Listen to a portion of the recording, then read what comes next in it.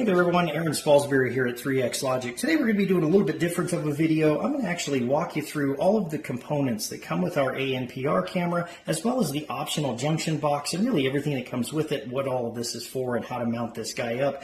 But more than anything, I want to cover a few things inside of here. This comes with a lot of little components in here. You need to use just about all of them, to be quite honest with you. For a very long-lasting installation, I'm going to walk you through every one that's in here, okay? For starters, here's the camera itself. Once you get the camera completed and installed, you're going to see the sticker here off to the side. Remove the internal Desiccant and insert the enclosed Desiccant. It does have one in here already. It is shipped with one. However, we do ship a couple more of these in these little sealed bags. Once you've completed the installation, remove the one that's in there, install one of these other ones. That way you can remove any residual humidity that may be lingering from the installation. On top of that, you've got a few other components in here as well. For instance, a nice little sun shield. This does have a nice anti-glare coating on the front of it here, and this will be mounted directly onto the top of the camera here. To mount this properly, you do have a thumb screw as well as a little rubber washer here. You're going to notice that this fits directly over that little guy right there. Okay, so this is what you're going to use to attach that to the top of the sun shield. Pretty straightforward, but definitely wanted to mention it. You also have two different sized Torx heads that are security screws. Maybe if I can get those close enough, you can actually see the little hole in them. Don't lose these. This is what you need to service the camera. Most installation techs I've seen usually have a bag or two of these laying around in their truck. But make sure you keep these. These are two different sizes that you will need for the installation here. You also have a BNC analog output. This is so you can connect up your tiny little spot monitor and focus the camera. That's actually accessed underneath this panel here, but this is a nice way of being able to focus this in if you don't have a network connection already, or perhaps just no way of being able to see where the camera's looking at. So a nice little service loop or service connection that we put inside of there. Next thing I'm going to talk about is going to be just the simple mounting screws. You all know how this works. These are typical type of drywall screws, but you can use just about any type of mounting screw that you want, as long, of course, as they fit through those particular holes on either the base of the camera or the junction box itself. These screws that you see here, I should say bolts, these actually aren't screws, these are bolts. This is what you use if you're going to be mounting this back to the junction box. Now these little rubber washers that come with these are vital. These are important to use. You want to put these over the bolts so that it makes a nice tight seal. And in fact, since we're talking about sealing, let's just touch on one other component about installation here, guys. Anytime you have the potential for water ingress, best practice is to use a bit of silicone, whether it be clear or whatever your favorite color is. Use a bit of silicone, not only on the base of the camera, but any of the screws or bolts that could potentially have water ingress. Now there is a nice foam ring around here, which is great, but if I don't have something sealing it off of this side, well, of course, I could have water coming into it. So just kind of keep that in mind. You definitely want to use some type of silicone on any of the surfaces that you're mounting to, just to prevent any water ingress. While we're talking about this, I'm also going to talk a little bit about this little connector, and this is where the majority of the confusion comes in.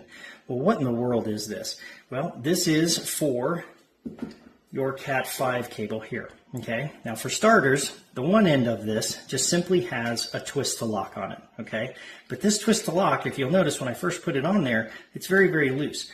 You have to use this little white O-ring that comes with it. Okay, if you use this little white O-ring, get that guy nice and flat and straight on there, put this on there, and as you crimp it down, it will actually compress that white O-ring. Very, very important step. The other side of this is essentially a compression fitting. As I tighten this, it just simply goes all the way down and gets nice and tight. However, to make this a watertight seal, you want to use one of these other two washers. Now, if I show these to you, one of them is a very small, one's fairly large. Both of them are going to be just straightforward, just rubber washers, but they do have a split in them. You can get this around your wire.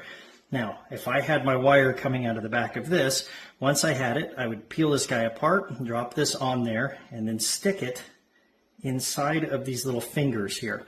That way, when I tighten this compression fitting down, that's what makes that seal to the inside as well as to the cable. Again, probably want to use a bit of silicone just to make sure everything's nice and tight. On the back of this camera, that foam ring that I mentioned before, there's a couple of other ways you can actually get wire into this. For instance, you can remove this little rubber guy here and pinch this over to the side and actually come out from the side here if you choose to do so. Typically not the best way to go, because obviously you would want to use quite a bit of silicone there just to make sure that you have that watertight seal. So what is a better way of going? Well, the better way of going in this instance is going to be the junction box. Now, this junction box comes with a couple of other components, like I mentioned earlier, can be confusing. Well, what in the world is this for? Well, this is a cover plate. If you happen to be using this, somewhere along here this guy lines up, if you happen to be using this with one of our smaller series bullets, that way you don't have to look at a whole bunch of ugly holes, right? Our smaller bullet will actually fit inside there. This one, however, has a matching base, so I'm not going to need this, nor do I need the other one. This does the same thing, only this just simply offsets it just a little bit. That way, if you had one of the smaller bullets, you wanted to offset it off of the mount, you could certainly do that. Of course, it's going to come with these nice little tapered screws or bolts to be able to mount these guys up. Again, use silicone on all these to ensure a nice watertight installation. Now, this does have a beautiful little O-ring that goes all the way around here. That O-ring will, of course, match up to the base of the camera. Again, put a dab of silicone on here to ensure a watertight seal. Now you do have hard conduit input here off to the side if you choose to use that, or you can actually poke holes through the little grommets here and therefore have your wires come directly into the back of this, okay? So lots of options there, and in fact, these little rubber grommets, we even include a spare one for that particular reason. If you happen to poke one, the hole's too big, you've got a spare one here that actually does come with the camera as well. And of course, just your standard drywall mounting screws and your mounting template for being able to drill your holes accurately. Now, back to the camera here, guys. On the back of the camera, in addition to the cat cable that we talked about here, you're also going to have your power input. Most of the time, people will run these just simply off of PoE, but you do have an external power supply input should you choose to use this. Totally up to you if you want to use that. You also have an audio in and an audio out. Audio in, of course, well, maybe I'm bringing this from a PA system or whatever the case may be. I've got an input on here and an output.